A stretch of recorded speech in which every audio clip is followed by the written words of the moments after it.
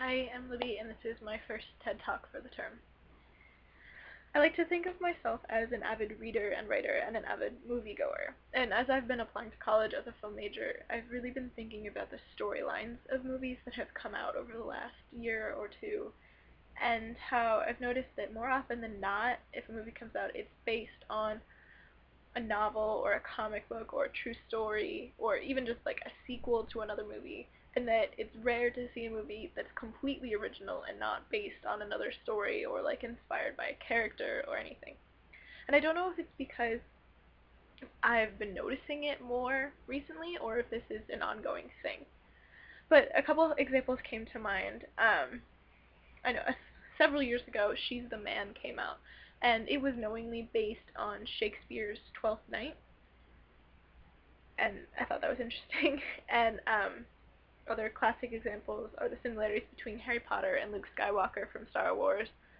If you've ever read A Hero with a Thousand Faces by Joseph Campbell, he talks about that, how there's really one hero story and lots of different novels and movies have adapted that story.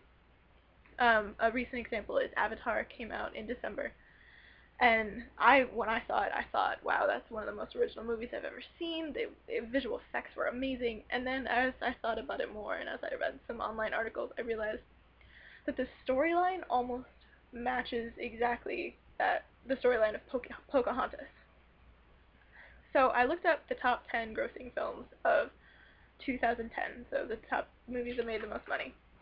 And I looked at them, and 4 of them were based on books, and that's Alice in Wonderland, Eclipse, Harry Potter and the Deathly Hallows, and How to Train Your Dragon.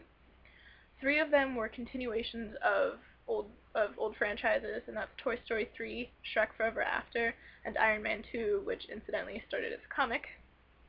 There was 1 remake, which was Clash of the Titans, and there were 2 original movies that were completely new, as far as I could tell, and that was Inception and Despicable Me. So 8 out of the top 10 movies, 80%, started as something else, whether it was a remake or they were a sequel or based on a book or a comic.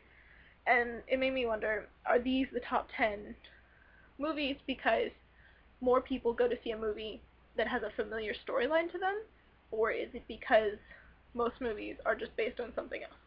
So I looked up the movies that were released in October of 2010, and of the 11 movies that were released last month, 3 of them were completely original, and those were Case 39, Life as We Know It, and My Soul to Take. And others were remakes like Let Me In or The Social Network and Secretariat were both based on true stories. Red was based on a comic series, and Jackass 3D, Paranormal Activity 2, and Saw 3D were both continuations of franchises. So that's less than 30% of the movies were totally original. So I looked up another month of movies to see if this was usual or if it was just October. So I looked up November of 2010. And of the 14 major films that came out this month, 6 of them were original. Those were Due Date, Megamind, Morning Glory, Skyline, Burlesque, and Faster. And others were based, like For Colored Girls was adapted from a stage play. 127 Hours and Unstoppable were both based on true stories. Love and Other Drugs was based on a novel. And Tangled was based on the story of Rapunzel. Actually, Love and Other Drugs was based not on a novel, but a non-fiction book called Hard Sell: The Evolution of a Viagra Salesman. Sorry. So it just got me thinking, and it makes me wonder why there are so few original stories. Is it because there are no other stories, and that humans have explored all of those, that Shakespeare got most of them, and nobody else could come up with anything new? Is it because producers believe that you can make more money with selling a familiar storyline?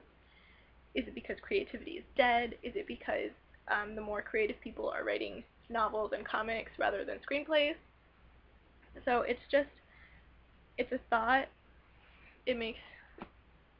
I hope it makes you think. It made me think. So, thank you.